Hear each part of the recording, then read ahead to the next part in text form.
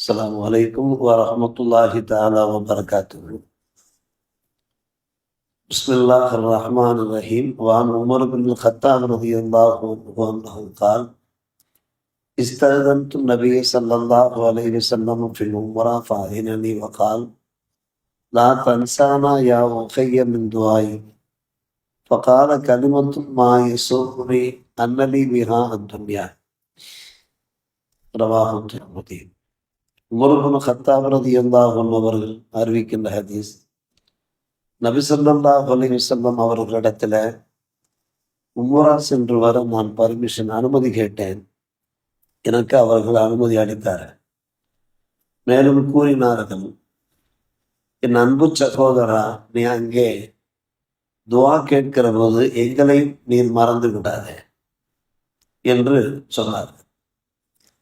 Umar ரலியல்லாஹு தஆலா கூறுகிறார்கள், பெருமானார் ரசூலே கரீம் ஸல்லல்லாஹு அலைஹி வஸல்லம் அவர்கள் சொன்ன இந்த வாக்கு இருக்கிறது, இந்த உலகமே எனக்கு கிடைத்திருந்தாலும் கூட எனக்கு மகிழ்ச்சியை தந்திருக்கார்.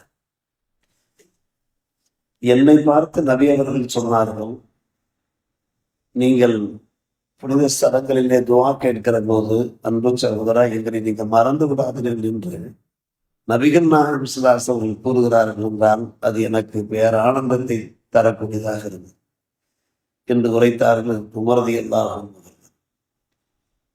பெருமானார் ரசூலே கரீம் ஸல்லல்லாஹு அலைஹி அவர்கள் பாவம் அறியாதவர்கள், பாவத்திலிருந்து பாதுகாக்கப்பட்டவர்கள்.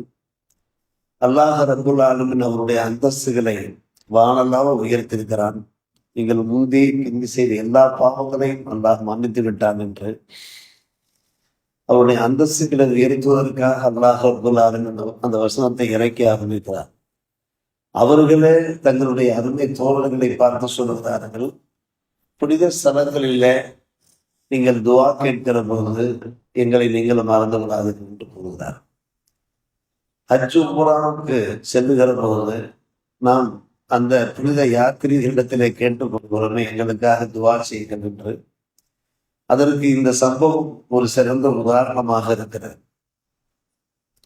புனித பயணம் மேற்கொள்ளக்கூடியவர்கள் புனித ஸ்தலங்களில் அவர்கள் துவா கேட்கிற போது நம்மை ஞாபகித்து அவர்கள் துவா கேட்டார்கள் என்றால் நமக்கு பல தேவைகள், பிரச்சனைகள் இருந்தும் அந்த தேவைகள் நிறைவேற, அந்த பிரச்சனைகள் தீர அந்த துவாக்கள் வழிகோடும் என்பதை இந்த ஹதீஸின் வாயிலாக நாம் தெரிந்து கொள்ள முடிகிறது. ஆக மொத்தம் இது ஒரு சிறந்த ஒரு நடைமுறையாக இருக்கிறது. நல்லவர்களிடத்துல, நல்ல இபாதத்து செய்யக்கூடியவர்களிடத்துல எங்களுக்காக துவா செய்யுங்கள் என்று நாம் கேட்டுக்கொள்வது ஒரு சிறந்த பாடமாக நமக்கு இருக்கிறது. நமக்காக நாம் அல்லாஹ்விடத்திலே இறைஞ்சி கேட்கிறோம், பணிந்து கேட்கிறோம், இயைந்து நாம் கேட்கிறோம். அல்லாஹ் தான் நாடியவர்களுடைய தேவைகளை பூர்த்தி செய்ய போதுமானவனாக இருக்கிறான். என்றால் கூட நாம் சாதாரண மக்கள் தானே, மிஸ்கீன்கள் தானே, ஒரு சில பாவங்களில் நாம் ஈடுபட்டிருக்க வாய்ப்பு இருக்கிறது. அதன் காரணமாக நம்முடைய துவாக்கள் நிறைவேறாமல் பிந்த வாய்ப்பு இருக்கிறது. அந்த சந்தர்ப்பங்களிலே நாம் யார் இப்படிப்பட்ட புனித யாத்திரிகள் இருக்கிறார்களோ, யார் நல்லவர்களாக இருக்கிறார்களோ, இபாதத்திலே ஈடுபடக்கூடியவர்களாக இருக்கிறார்களோ, அவர்களிடத்திலே நமக்காக நாம் துவா செய்யும்படி கேட்டுக்கொள்வது மிக சிறப்பான ஒரு காரியம். ஒரு மூமின் தன்னுடைய சகோதரனுக்காக கேட்கிற துவா இது சீக்கிரம் அங்கீகரிக்கப்படும் என்கிற ஹதீஸையும் நாம் பார்த்திருக்கோம். ஒரு முக்கியமான நிகழ்ச்சி இங்கே பதிவு செய்கிறார்கள். உமர் இப்னு கத்தாப் ரலியல்லாஹு அன்ஹு ஒரு கலீஃபாவாக இருக்கிறார். அவர்கள் புனித மக்காவிலே ஹஜ் செய்கின்ற காலகட்டங்களிலே யமன் பிரதேசத்திலிருந்து மக்கள் வந்தார்கள் என்றால் முக்கியமாக கேள்வி கேட்பார்கள், ஓய்ஸ் சஹாபி உங்களிடத்துல, ஓய்ஸ் நண்பர் உங்களிடத்துல இருக்கிறாரா என்று கேட்பார்கள்.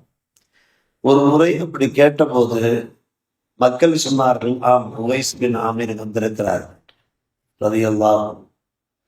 அவரை தேடி சென்று உமர் அவர்கள் பேசுகிறார்கள், நீங்கள் தான் உவைஸ் பின் ஆமீரா? ஆம் என்றார். கேள்விக்கு மேல் கேள்வி கேட்கிறார். முதலிலே நீங்கள் முராதி என்ற கோத்திரத்தில் இருந்தீர்கள், பின்பு கரம் என்கிற கோத்திரத்தினாரோடு நீங்கள் இணைந்து விட்டீர்களா? ஆம், நாம் இப்போது உவைஸ் கரண்டியாக இருக்கிறேன். கரம் என்ற பிரதேசத்தில் வாழக்கூடியவர்களோடு நான் இருக்கிறேன். என்று அவர் அதை ஆமோதித்தார். உங்களுடைய உடம்பிலே ஒரு வெண் புஷ்டம் இருந்ததா? அது சுகமானதற்கு பின்னாலே ஒரு திரகம் அளவுக்கு மட்டும் அந்த இடம் வெண்மையாக இருக்கிறதா என்று கேட்டார். உண்மையும் கேள்வி கேட்கிறார். ஆம், உண்மைதான். என்னுடைய உடம்பிலே பரசு என்கிற அந்த வெண் புஷ்டம் இருந்தது, இப்போது சுகமாகிவிட்டது, அந்த சிரமம் எனக்கு இல்லை என்றாலும் கூட நீங்கள் கேட்கின்றது போன்று ஒரு திருகம் அளவுக்கு, ஒரு நாணயம் அளவுக்கு உண்டான அந்த வெண்மை மட்டும் இருக்கிறது. உங்களுக்கு தாயார் இருக்கிறார்களா? ஆம், உண்மைதான், தாயார் இருக்கிறார்கள். அப்படியா? நபிசல்லாஸ் இடத்தில் நான் கேள்விப்பட்டேன். ஏத்திய அனைக்கும் உவைசுன் ஆமீர். ஒரு நேரம் வரும், உவைசுன் ஆமீர் மக்காவுக்கு வருவார். மகா அம்தாதி அகலில் யமன் முராபம், அவருடைய அந்த பிரதேசத்திலிருந்து வருவார். காணபிகி பரசு, அவருடைய உடம்பிலே வெண்புஷ்டம் இருந்தது. அல்லாஹ் சுகம் தந்து விட்டான், ஒரு திருகம் அளவுக்கே தவிர. அவருக்கு ஒரு வாலிதா இருக்கிறார்கள், தாயார் இருக்கிறார்கள்.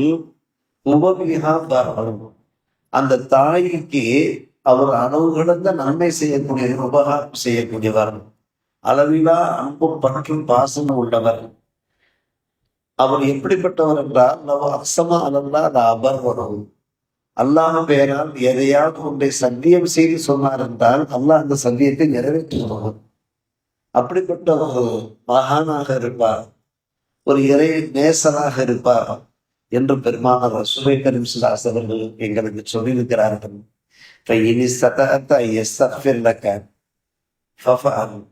உங்களுக்கு முடியுமானால் எங்களுக்கு நீங்கள் பாவ மன்னிப்பு கேட்க உங்களுக்கு வாய்ப்பு இருக்குமானால் எங்களுக்காக நீங்கள் பாவ மன்னிப்பு கேளுங்களேன். எனக்காக நீங்கள் பாவ மன்னிப்பு கேளுங்களேன் என்று பெருமானார் ரசூலுல்லாஹி கரீம் ஸல்லல்லாஹு அலைஹி வஸல்லம் அவர்களே சொல்லி சென்றிருக்கிறார். நீங்கள் அந்த உவைஸை பார்க்கிற போது உங்களுக்காக நீங்கள் பாவ மன்னிப்பு கேட்கும்படி அவர்களுக்கு நீங்கள் கேட்டுக்கொள்ளுங்கள் என்று சொன்ன காரணத்தினாலே எனக்காக நீங்கள் பஃபத்துக்காக துவா செய்தீர்களா? ஒரு ஹலீஃபா கேட்கிறார்கள். அவர் நபியை காணவே இல்லை, பார்க்கவே இல்லை. என்ன காரணம்? அவர் தன்னுடைய தாய்க்கு ஹிதுமத்து செய்கிற விஷயத்துல, சிசுரூஷை செய்கிற விஷயத்துல முழுமையாக ஈடுபட்டிருந்த காரணத்தினால அவர் அந்த கரம் யமன் பூமியிலிருந்து புறப்பட்டு மக்காவிற்கு மதீனாவிற்கு வந்து சேர முடியவில்லை. கடைசி வரை நபிகள் நாயகம் ஸல்லல்லாஹு அவர்களை பார்க்கவே முடியவில்லை. ஆனால் நபிகள் நாயகம் ஸல்லல்லாஹு அவர்கள் முன்னறிவிப்பு செய்கிறார்கள். அந்த உவைஸ் கரண்டை பற்றி முன்னறிவிப்பு செய்கிறார்கள். உமர்லானவரும் அதன் காதிலே வாங்கியிருக்கிறார்கள். இத்தனை விஷயங்கள் அடையாளங்களையும் பெருமானார் ரசூலுல்லாஹி கரீம் ஸல்லல்லாஹு அலைஹி வஸல்லம் சொல்லியிருக்கிறார்.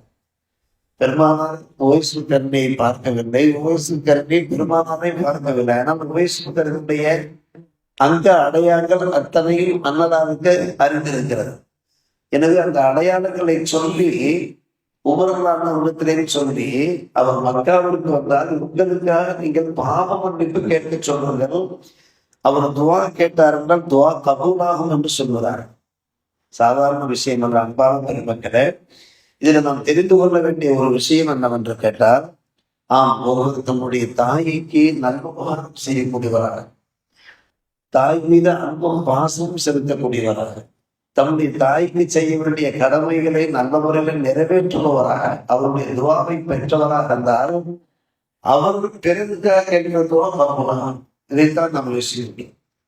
காரணம், அவர்களுடைய தாய் துவாவை பெற்றுவிட்டார், அந்த துவா கபூலாகி இவர் துவா கபூலாக்கப்பட்ட ஒரு மனிதராக இருக்கிறார். இவர் பிறருக்காக துவா செய்கிற போது இவருடைய துவா கபூலாகும். காரணம், பெருமானார் ரசூலுல்லாஹி கரீம் ஸல்லல்லாஹு அலைஹி வஸல்லம் அதை உதாரணமாக தாய்க்கு உபகாரம் செய்யக்கூடியவர் என்று உமரதான ஒரு மறுபடியும் கேட்கிறார்கள். இப்போது நீங்கள் ஹஜ்ஜை முடித்துவிட்டு எங்கே செல்ல வேண்டும் என்று கேட்கிறார்.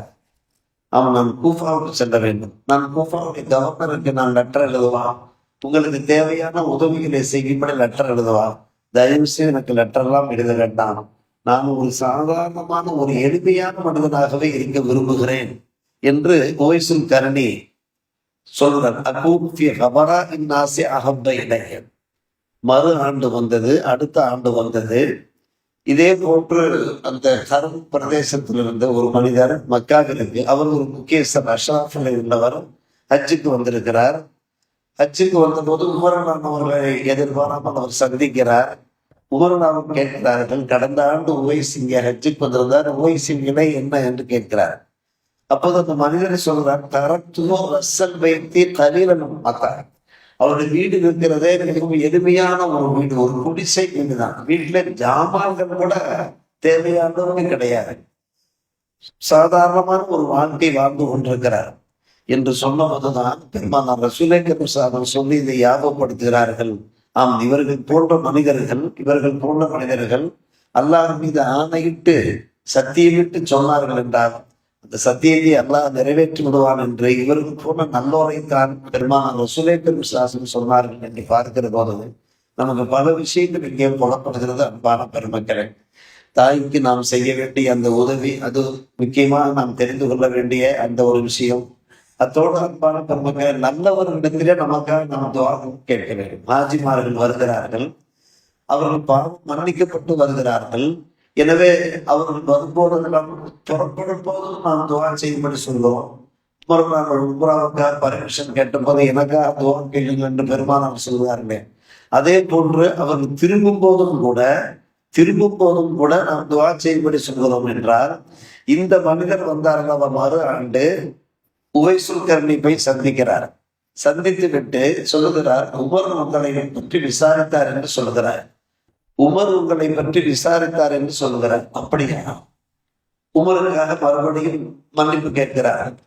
அந்த நண்பர் சொல்லுகிறார், எனக்காக நீங்கள் துஆ செய்யுங்கள். அவர் புனித ஹஜ்ஜை நிறைவு செய்து விட்டு வருகிறார், எனக்காக நீங்கள் துஆ செய்யுங்கள். இல்லை, நீங்கள் ஒரு சிறந்த பயணத்தை மேற்கொண்டு வந்திருக்கிறீர்கள், எங்களுக்காகத்தான் நீங்கள் துஆ செய்யணும் என்று உவைஸ் சொல்கிறார். அன்பான பெருமக்களே, இந்த வாசகத்தை பாருங்கள். பார்த்தா உவைஸும் பகால இஸ்தக்ஃபிர்லி, அந்த மாமனிதர் இருக்கிறாரே, ஹஜ்ஜை முடித்து விட்டு வந்து எனக்காக மன்னிப்பு கேளுங்கள் என்று சொல்லும் போது, அந்த அகதம்பி சஃபரின் சாகி, நீ ஒரு சாதியான பயணத்தை மேற்கொண்டு வந்திருக்கிறாய், எனக்காக நீதான துஆ செய்ய வேண்டும் என்று உவைஸ் அவரை பார்த்து சொல்கிறார்.